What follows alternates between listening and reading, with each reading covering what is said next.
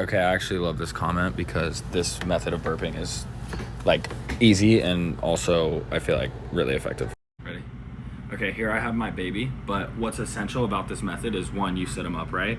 And then don't grab their neck because you'll choke them and kill them, right? Just grab their jaw. And then you have to like sit their, oh, there you go. You have to sit their butt back so they can lean forward. Because you got a little strong baby like me, she'll just like vault herself back. And then this is like the method of burping. I usually put a burp cloth like here in my hand, and then that way she doesn't throw up on me. But this is a good one too.